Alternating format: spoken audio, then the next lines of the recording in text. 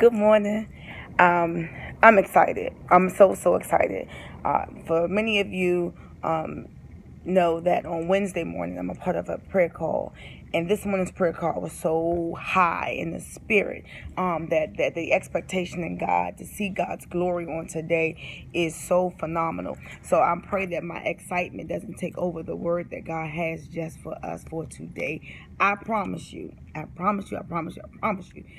this word is an extension of yesterday's word that was faith and stretching. Launching out into the deep was yesterday, and stretching out past what we were comfortable and our most familiar. But today the stretch is going to be in a different direction. And so I just want to read real quickly for you and talk about a little bit about faith again, because we need faith.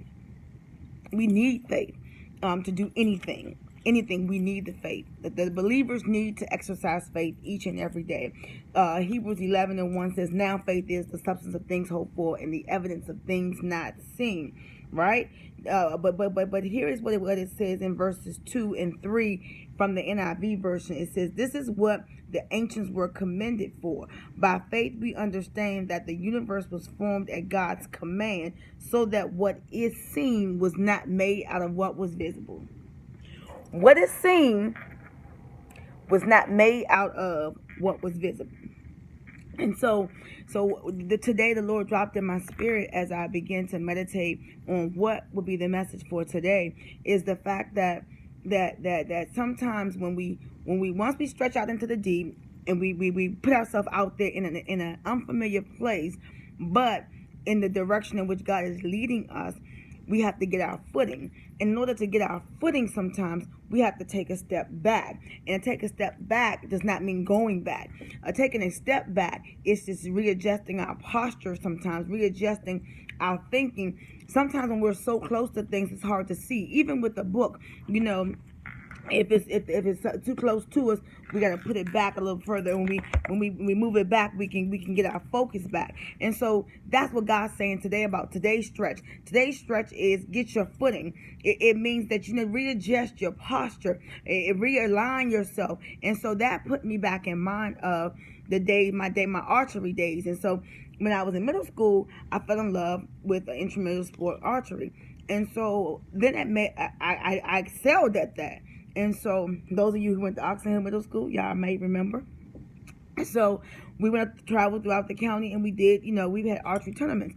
However, the biggest memory I have is that if you want to hit your target, you have to be able to see your target, and then you have to position yourself in the right posture in order to set yourself up to meet your goal. And so I remember clear as day is that the position of the bow and the direction of the arrow demonstrated exactly where your arrow was going to go, your target was going to go, how you were going to hit your target. And so there's times in our lives when we don't have to go back, but we have to step back. We have to reposition and get our foot and get stable. And for me, it was my right foot was my stabilizer. And so I would have to make sure my right foot was stable. And then when I got ready to pull the bow back, and I had to pull it back, and so I can pull the arrow back, the further I pulled it back, mind you, I'm not going back. I'm just pulling and positioning the bow. I'm positioning it. I'm pulling it back, positioning the arrow high. So see, what most people don't understand is that if you position your arrow at nose level right in front of your face, it's going to fall right in front of your face. And that's what happened to the children of God.